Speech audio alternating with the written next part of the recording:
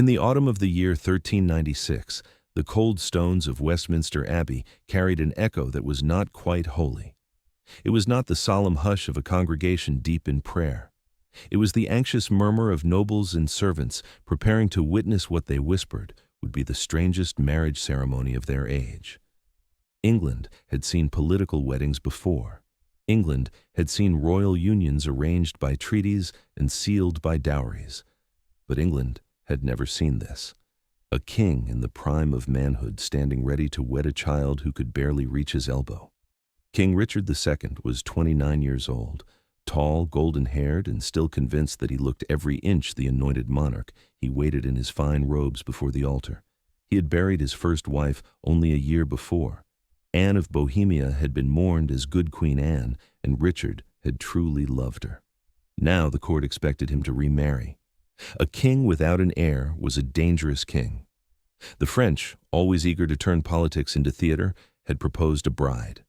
The proposal was rich with promises: peace between two kingdoms, a dowry worth an astronomical sum, and the prospect of a truce long enough to let at least one generation of peasants die of natural causes instead of war. There was, however, one little complication. The bride was in fact little.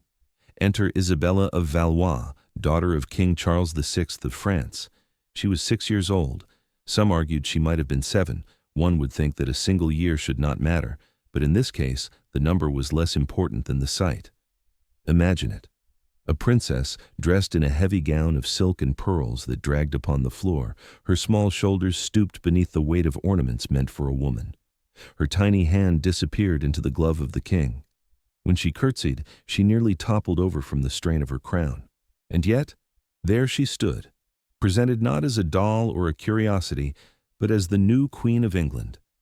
Historians often speak of political marriages as though they were sensible matters of state. One dynasty needs security, another needs coin. A third needs a promise not to invade before the harvest. Put together a treaty, a procession, a banquet, and call it marriage. It all sounds quite logical until one notices the bride is missing her front teeth because she has not yet finished shedding her milk teeth. One cannot help but raise an eyebrow. Now, to be fair, the marriage was not to be consummated. Even the hard-bitten negotiators of the 100 Years' War had enough sense, or at least enough hypocrisy, to insist that the child would simply be raised in England until she was of age. The union, they declared with a straight face, was symbolic. A bond between nations, an emblem of peace, a very small emblem dressed in French brocade. Isabella would learn English manners, absorb English loyalties, and one day grow into her role as queen consort. Until then, she was to be cherished, educated, and paraded about as the living embodiment of a truce. Still, the image of Richard II taking vows beside a girl small enough to be mistaken for a page boy has never ceased to puzzle and amuse. Chroniclers at the time recorded the scene with less irony, of course. They described how Richard spoke his vows gently, almost protectively, as if addressing a daughter rather than a wife. They noted how the child seemed more curious than frightened, her wide eyes darting about the abbey as if she were in a grand storybook come to life. They praised the symbolism. They did not remark on the absurdity. That is left to later generations who cannot help but imagine the wedding feast that followed, where a queen who still preferred dolls to dinners sat before a table piled with meats and wines far beyond her appetite. One must also consider the audience. For the nobles gathered in the abbey, this marriage was not shocking. Strange, yes, but not scandalous. In the late 14th century, the idea of marriage among royals was far removed from the modern vision of romance, for it was less about size of passion and more about size of relief as accountants tallied coin and generals prayed for fewer battles. And nowhere was this more perfectly displayed than in the union arranged between King Richard II of England and the tiny Isabella of Valois. A match conceived not because anyone imagined the pair exchanging tender glances, but because weary kingdoms demanded respite from a war that had dragged on for more than 6 decades and showed no sign of abating. So courtiers on both sides sharpened their quills and plotted how a girl of 6 and a man of 29 might stand together before an altar. and in doing so carry the hopes of millions who cared more about bread and safety than about jewels and gowns. And it is almost comic to imagine the scene in the councils where stern-faced lords debated not the personality of the child, nor the grief of the widowed king, but the exact weight of the promised dowry, which in their solemn tones they declared to be 800,000 francs, a sum so colossal it might as well have been the ransom for an entire kingdom. And they counted also the years of peace offered by the French crown, 28 in number, long enough in theory to allow an entire cohort of English and French children to grow up without seeing their villages torched, though one suspects the diplomats knew such promises were as fragile as parchment in the rain. Yet they still dressed up their calculations with lofty words about eternal friendship and divine providence, while outside the peasants who had lost fields and families to decades of conflict would have settled for a single winter without marauding soldiers. But the logic of rulers is always grandiose, so a girl who still preferred dolls to dinners was wrapped in silk and pearls and presented as the living embodiment of a truce. And Richard himself, who had once known real affection with Anne of Bohemia, was now reminded daily that affection was irrelevant, that he must play his part as groom in a spectacle where the true bride was peace itself, and the vows were written not on hearts, but on treaties. And so the abbey echoed not with the sounds of devotion, but with the rustle of parchment and the clinking of coin imagined in treasuries. And when we call this arrangement a marriage, we are being generous, for it was really a peace treaty with legs, a small pair of legs struggling under the weight of a crown too large for a child's head, and the nobles smiled and nodded as though this union had solved centuries of animosity, while all they had truly done was exchange one theater of war for another theater, this time lit with candles instead of torches. But such was the medieval way, to pretend that the fate of nations could be balanced on the shoulders of a little girl, and to cheer loudly in the streets as if the chanting of blessings could guarantee that France and England would suddenly forget their grievances, and to praise the wisdom of kings who believed that politics could be woven together with embroidery and pearl strings, though beneath the gilded surface everyone knew that this peace was but a pause, that eventually swords would cross again. Yet for the moment the people clung to the irony of it all, that salvation had arrived not in the form of a great general or a brilliant treaty, but in the form of a child queen who did not yet understand why she had been taken from her nursery.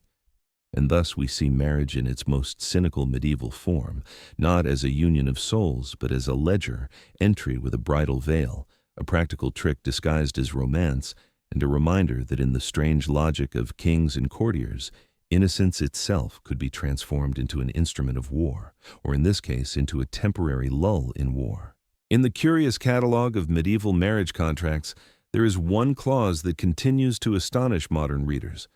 and it is not about dowries measured in mountains of gold or about treaties sealed with wax, but about the very simple promise that a king in his late 20s would not touch his 6-year-old bride until she reached a respectable age. And this peculiar concession, written out in deliberate legal language and endorsed by men who otherwise thought nothing of hurling armies against each other, stands out as a rare moment when the idea of protecting a child briefly intruded into the grand theater of politics.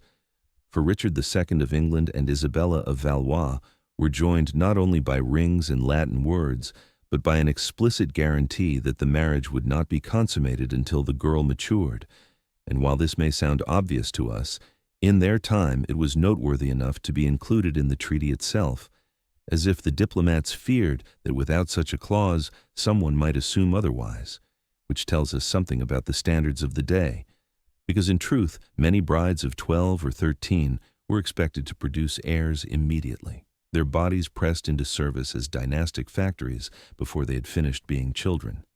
And yet here was a contract declaring that a 6-year-old would be spared that fate, at least for the moment, and historians may dress this up as prudence or diplomacy. But it is difficult not to smirk at the spectacle of grown men solemnly debating how long it should take before a child could be considered a wife in more than name, and one imagines them stroking their beards and nodding gravely while scribes scratch the words onto parchment,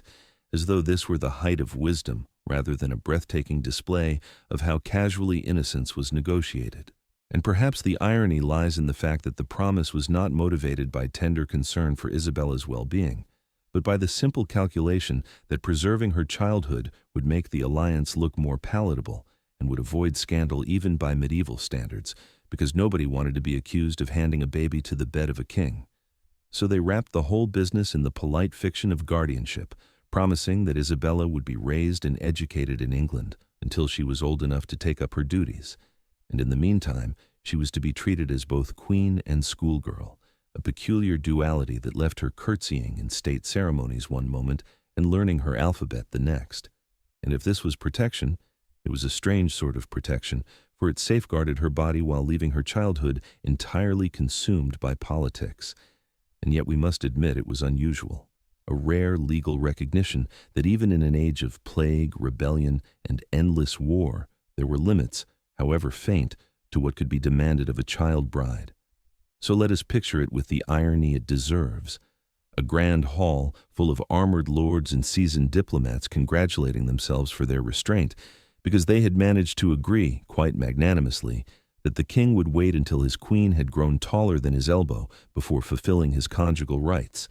And in that solemn absurdity lies the essence of medieval politics, where mercy took the form of a footnote in a treaty, and where the fate of nations depended on the promise that a little girl would be left alone, at least until the crown upon her head no longer threatened to topple her forward under its weight. And yet the comedy grows richer when we consider how the very same nobles who praised this extraordinary measure were likely the ones pushing for wars that slaughtered thousands, so their sudden sensitivity looks suspiciously like convenience rather than conscience. And if one squints at the parchment long enough, it is possible to see the outline of a society struggling to reconcile power with propriety, to wrap raw political necessity in the comforting robes of morality. In the curious world of medieval diplomacy, peace was not bought with kind words or clever speeches, but with bags of coin so heavy that entire caravans were required to move them. And the so-called price of peace between England and France in the late 14th century remains one of the most extravagant examples, for the French crown proposed to hand over the sum of 800,000 francs along with a truce lasting 28 years. And if you think that sounds like the plot of a fairy tale, you are not alone, because the courtiers at the time must have pinched themselves to make sure they were awake. Yet this was no fantasy but a serious offer, and it reveals more about the logic of kings than any sermon ever could, because what was really being said in that offer was that the life of a 6-year-old child bride was worth the cost of feeding an army for decades, and one cannot help but chuckle at the image of French treasurers sweating over their ledgers while diplomats scribbled assurances that, yes, the coin would be paid, and yes, the peace would hold, at least on parchment. And in those numbers you see the absurdity of the whole system, because 800,000 francs was not merely a generous dowry, it was an astronomical fortune, the kind that could build castles, pave roads, or better yet feed countless peasants who had lost everything to the very war this money was supposed to end. But of course, no one at court proposed using it for such mundane purposes. Instead, it was paraded as proof of France's wealth and England's importance, and the 28 years of truce promised alongside it were equally ambitious, long enough in theory for children to grow into adults without hearing the clash of swords, though anyone familiar with the reliability of medieval treaties would have smiled grimly at that optimism, since truces had the lifespan of a mayfly when ambition and resentment sat so close to the throne. Yet the idea itself was intoxicating. Peace not for a season, but for a generation, purchased with silver and sealed with a wedding. And so the chroniclers wrote of it with solemnity, while the nobles whispered in private that the coffers would be empty before the ink had dried, for kings always found a reason to spend money faster than it arrived. And it is in this irony that the episode becomes almost theatrical, a grand performance where the dowry was applauded as though it were a divine miracle, when in reality it was simply the ransom of one kingdom to another, and the promise of 28 years of peace was recited as though the calendar itself would obey the command of parchment, when in reality every ambitious duke and restless knight was already planning how to break it.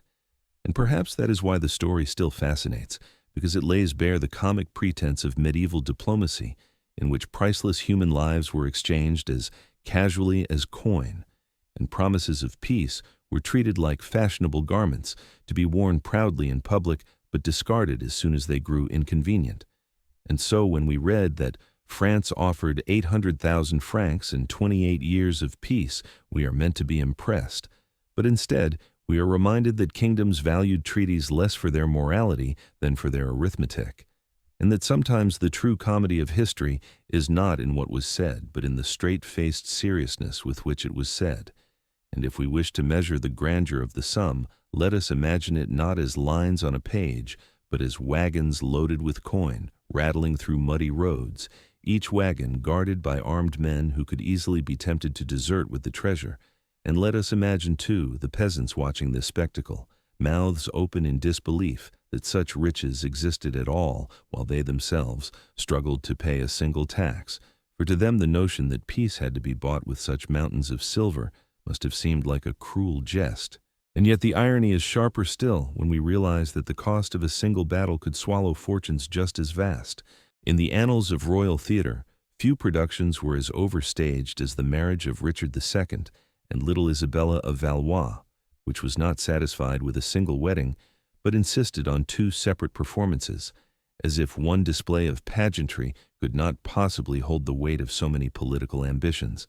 And so, in the autumn of the year 1396, the first act took place in the fortress town of Calais, a strip of English-controlled soil in France, chosen with all the subtlety of a chess master who demands neutral ground while still keeping one foot on enemy territory. And into this chilly stone hall a 7-year-old child was led in a gown so heavy with pearls that it nearly outweighed her, while Richard, 29, and already practiced in the art of looking solemn, knelt down to exchange rings with a bride who had more experience with dolls than diplomacy. And chroniclers note with the straightest of faces how tenderly he lifted her chin when she grew frightened by the rows of glaring nobles, as if this detail might disguise the absurdity of the whole spectacle. And so vows were spoken, gifts exchanged, and an entire continent was told that peace had been secured by the joining of two hands, one large and gloved, the other small and trembling. And then everyone went home muttering about how long this particular truce would last. But the performance was far from over, because within a year London was promised its own drama in the soaring vaults of Westminster Abbey, where the second wedding was staged in the form of a coronation. And if the first had been an intimate negotiation, this second was a carnival that nearly killed its audience, for the crowds poured into the city by the thousands, eager to glimpse the child queen, and they pressed so tightly against the doors of the abbey that several unfortunates were crushed to death in their enthusiasm, a grim reminder that royal spectacle could be fatal not only to those on the battlefield, but also to those in line for a good view. And yet the show went on. For once, the bodies had been cleared and the incense lit. The tiny Isabella was crowned with a circlet, specially crafted for her small head, while her long golden train was borne by duchesses twice her size, and she smiled and waved in perfect imitation of queenly grace, though she scarcely understood the English shouts around her, and nobles toasted, jugglers performed, musicians played, and 3 full days of feasting followed, in which the child bride sat at the high table, nibbling cautiously at food, while the chroniclers scribbled that this union marked the dawn of an age of peace, though everyone with any memory of the last half-century of war knew better. And so the irony is complete, for the 2 weddings were less about matrimony than about theater, with Act 1 in Calais providing the solemn diplomatic signing, and Act 2 in Westminster delivering the bloodthirsty crowd its spectacle. And in between, the life of a bewildered child was paraded as the embodiment of peace, while her very presence nearly sparked a riot. And in this absurd pairing of solemn vows and fatal stampedes, we glimpse the true logic of medieval politics, where marriage was less about love and more about performance, less about the happiness of the couple, and more about convincing the watching world that a fragile alliance built on a 7-year-old's shoulders could somehow carry the weight of kingdoms. In the grand circus that was the French royal court of the late 14th century, there was perhaps no act more bewildering than the daily routine of King Charles VI, remembered to history, with the flattering title of Charles the Mad. And if you imagine a monarch in gilded robes commanding respect with every word, you will be disappointed, for this was a man who could one day preside over councils of war with perfect lucidity, and the next refused to bathe for months because he feared water would melt his flesh. And it was in this unstable theater that young Isabella of Valois spent her childhood, learning early that kings were not necessarily wise, nor even particularly sane. Charles believed at times that he was made entirely of glass, a fragile vessel that could shatter into 1,000 shards with a careless touch, and courtiers had to tiptoe around him, whispering reassurances and even sewing stiff rods into his clothes, so that he would feel protected from breaking a precaution so absurd that it reads like satire, but was in fact deadly serious to the people whose fates depended on his moods. Imagine then a little girl peeking around a gilded doorway to see her father sitting motionless for hours, terrified that the simple act of standing would cause his transparent body to collapse into glittering fragments, and you begin to understand the peculiar childhood of Isabella, whose toys were not only dolls, but also the unpredictable terrors of a parent lost in delusion. At times, Charles would forget his own identity, fleeing from attendants, as though assassins lurked in every shadow, screaming that enemies pursued him through the corridors of the Louvre Palace, a building intended to symbolize royal order, but that often echoed instead with the cries of its unhinged sovereign. One day he might bounce his children on his knee, showering them with gifts, and the next he might snarl at them as if they were strangers sent to mock his suffering. For Isabella, the eldest daughter, these scenes imprinted confusion and fear, yet also resilience,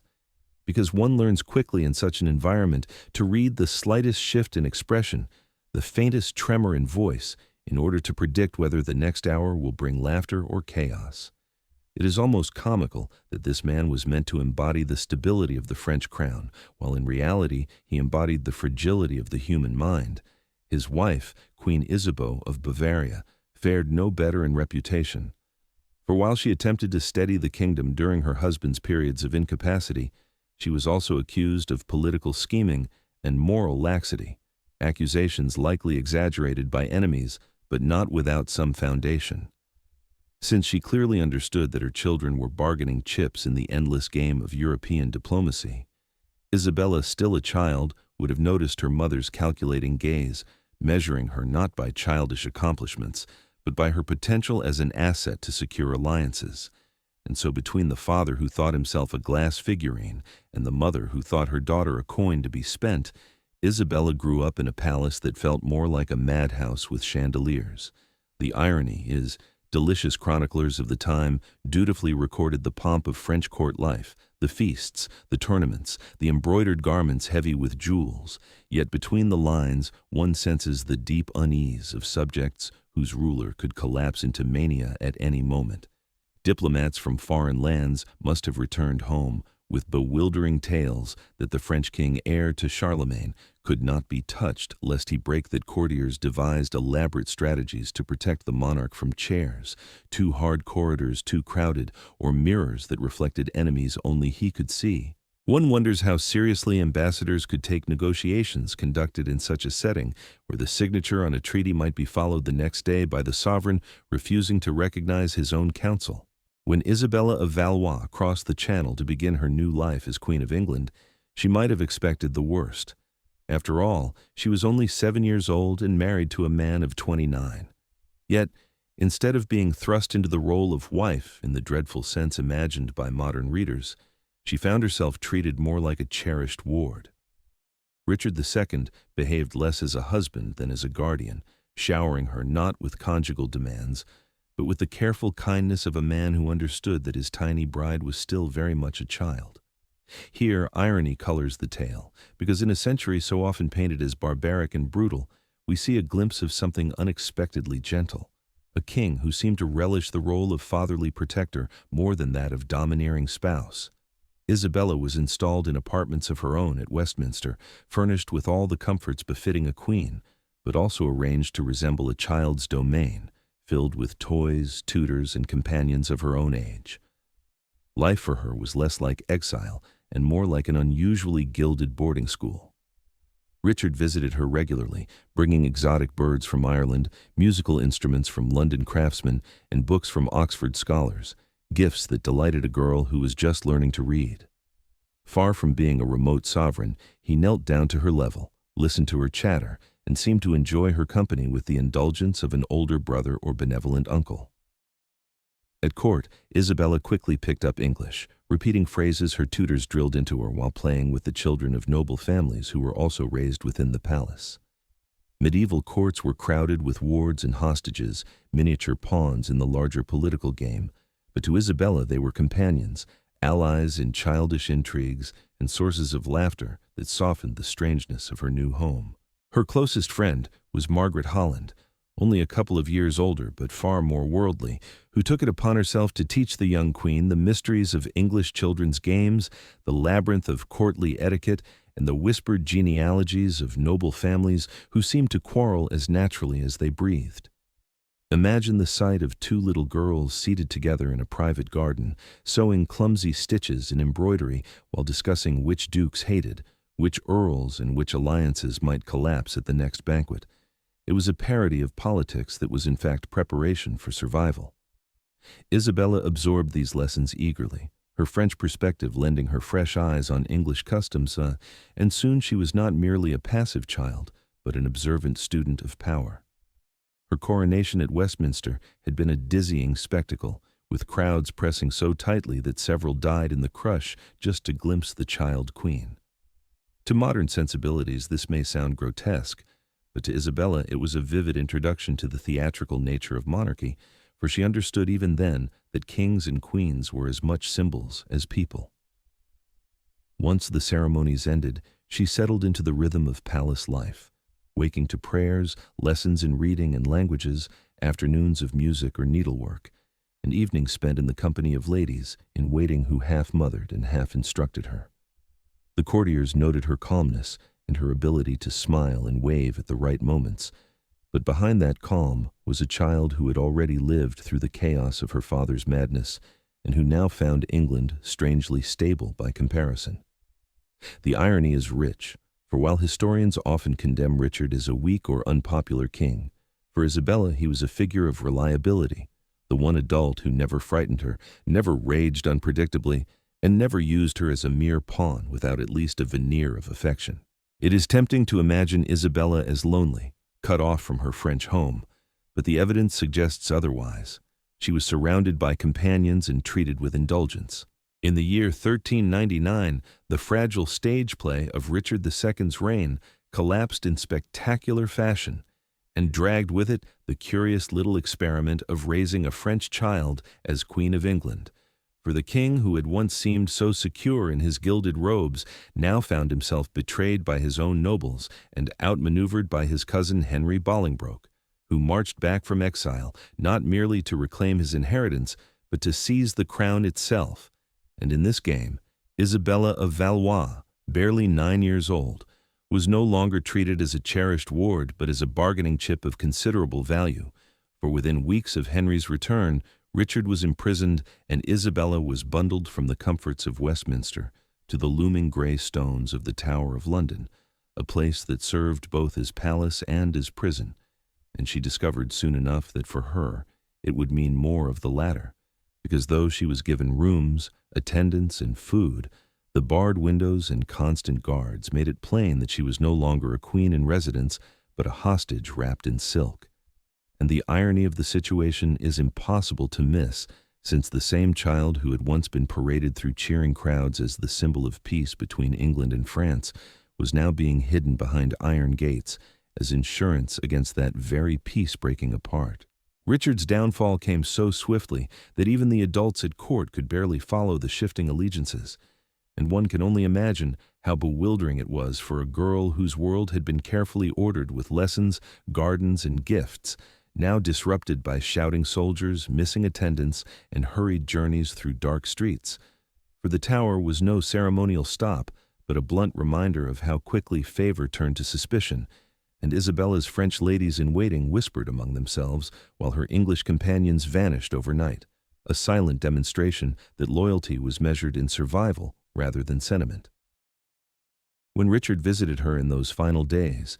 he looked broken, his hair unkempt, his clothes rumpled, and his eyes haunted, and the child who had once looked to him as a fatherly protector now saw a man who resembled her own unstable father in Paris, worn down by defeat and betrayal. And when she asked bluntly if he was still king, he could only answer bitterly that he was for now, though Henry had the support of many, and he could not promise to protect her as before. To hear such honesty at 9 years old must have been both frightening and clarifying, for Isabella learned then that her safety was no longer tied to ceremony, but to the calculations of powerful men. And when Richard was deposed and Henry crowned Henry IV, the little queen was presented with the chilling ambiguity of her own status, still technically the widow-in-waiting of Richard, still technically queen, yet in truth a prisoner whose fate would be decided in council chambers. Henry himself came to see her, speaking politely and calling her Your Grace, but making it clear that her future would depend on her behavior, on France's response, and on his own convenience. And here we see the cruel comedy of medieval politics, where a girl not yet 10 was expected to smile with dignity while treated as a valuable but awkward object. The tower that housed her was a place of contradictions, for while her rooms were comfortable and her meals abundant, the barred windows and armed guards reminded her daily that comfort was not freedom, and her isolation deepened when her English attendants were dismissed, leaving her with only her Frenchwomen who themselves lived under constant watch.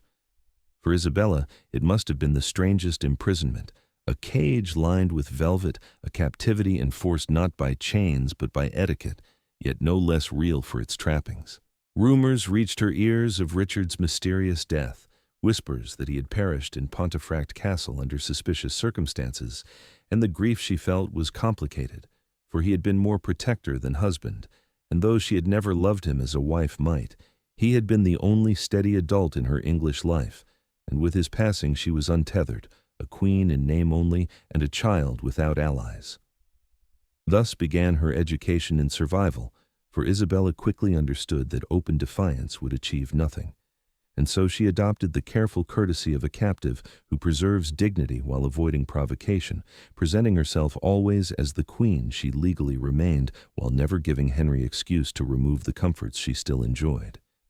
In this irony lies the fascination of her story, for even at 9 she grasped the theater of politics, understanding that appearances mattered as much as deeds, and she played her part so well that Henry hesitated to send her home, keeping her as a pawn to hold French aggression at bay.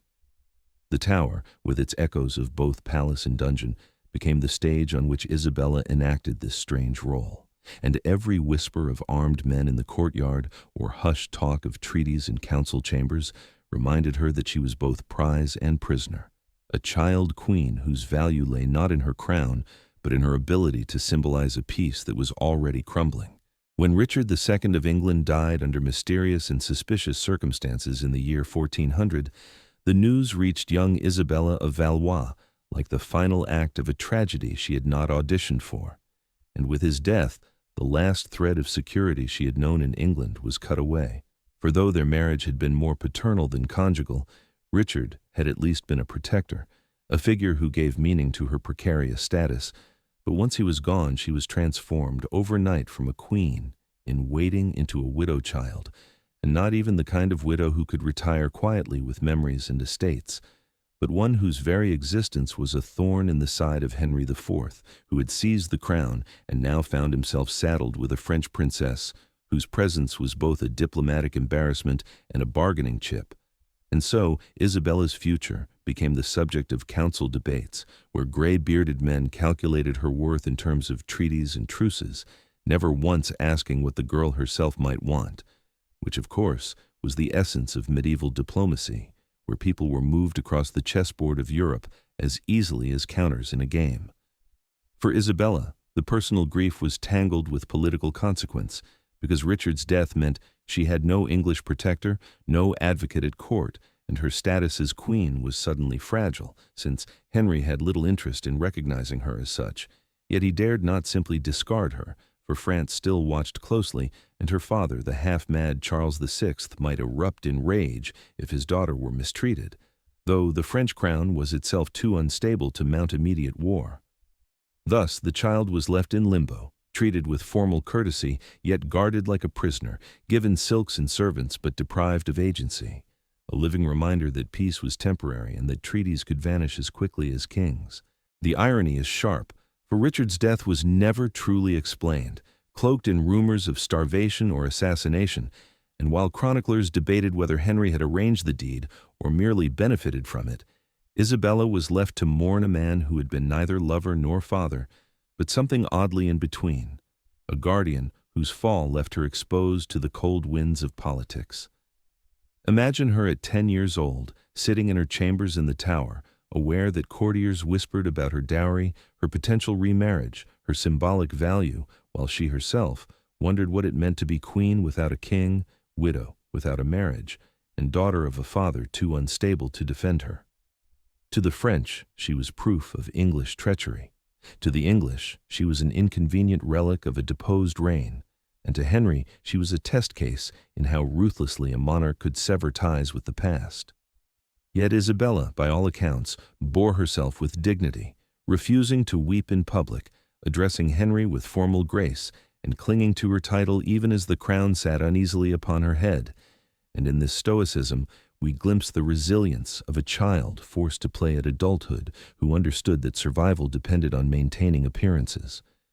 Diplomats debated whether to send her home, to keep her as hostage, or to remarry her to some English noble, and each option was weighed not in terms of her well-being, but of the advantage it might bring, so that her very body became a ledger in the arithmetic of kingdoms.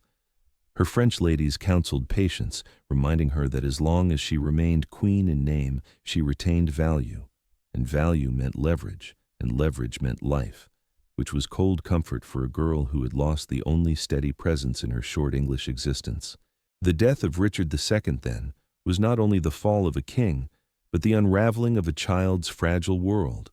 a reminder that in the medieval court the line between widowhood and hostage, between queen and pawn, was as thin as a strand of silk, and Isabella of Valois found herself standing upon it, balanced precariously between two kingdoms that both claimed her and neither truly wanted her, learning far too early that the diplomacy of men could turn a human life into little more than a bargaining chip wrapped in velvet. When Isabella of Valois was sent back to France in the year 1401, the whole event looked more like a diplomatic return of property than the joyful homecoming of a child, for she was only 11 years old and had spent nearly half her short life being polished into an English queen. Yet now she came back a widow child carrying a crown that no longer held meaning, riding not with triumph, but with the quiet dignity of someone who already sensed her life was less her own than the property of kings. The journey was carefully staged with attendants in wagons rattling across the muddy roads, while French officials waited to receive her with expressions that mixed duty and calculation, for they were not welcoming a daughter so much as reclaiming an asset. When she reached the Louvre, she entered a court that seemed both familiar and strange, speaking French with a slight English accent and curtsying in the English fashion, a living reminder that her loyalties were already divided by politics. Her father, Charles VI, known for believing himself made of glass and for forgetting his own family, was in the grip of one of his darker spells and could hardly understand who the solemn child before him was, and so the reunion was awkward at best. Her mother, Isabeau of Bavaria, however, wasted no time in appraising her daughter with cold calculation, for she saw not a girl marked by loss, but a widow of an English king, a piece of living leverage to be bargained in future treaties or matched with a powerful noble. Isabella quickly discovered that her return was not the end of her troubles, but the beginning of a new role, for courtiers eyed her curiously, whispering about her English manners and envying her for having worn a crown at an age when others were still playing in gardens. Her mother pressed her for details of English politics, demanding information about Henry IV's grip on power and the mood of the nobles, treating her less like a daughter than a messenger returned from hostile soil. Isabella, schooled by her years in England and her time as a hostage in the Tower, answered with care, revealing enough to keep her mother satisfied, but never enough to betray the friendships she had formed. Thus, her return was less a family reunion than a negotiation, where every smile was measured and every word weighed. In truth, she had only exchanged one gilded cage for another, for in England She had been guarded as a queen, and in France she was handled as a prize, her future debated in whispered councils while her own wishes mattered little. Her siblings regarded her with curiosity and rivalry, some treating her as exotic, others as a competitor for attention and marriage alliances. The courtiers meanwhile treated her story as both tragedy and opportunity, pitying her for her widowhood while simultaneously calculating her value in dowry terms. Isabella herself carried herself with quiet gravity, a child who had been paraded through London as a bride and through Westminster as a queen, who had lived behind barred windows in the Tower and who now returned to a palace where her father raved about invisible enemies and her mother schemed endlessly. She noticed how her father would sit for hours, convinced that if he moved his glass body would shatter, while her mother would sit at councils, calculating which duke might offer the best marriage terms. She learned quickly that in France, as in England, she was less a person than a currency, her worth measured not by her feelings, but by the number of years of peace or war she might purchase for the realm. She smiled when required, bowed when expected, and listened when pressed, but inside she understood that her fate was not hers to shape. And yet beneath this calculation, there remained the dignity of a girl who had seen too much too young, who smiled politely as her mother weighed her future, who bowed gracefully to a father lost in madness, and who quietly understood that in the arithmetic of kings, the life of a child was always the smallest coin in the chest, and perhaps that very knowledge was the only power she truly owned. For while her elders schemed and counted, she carried within her the clarity of one who had already learned that politics was a theater where children were both the actors and the currency of the play. In the year 1406, Isabella of Valois entered into her second marriage,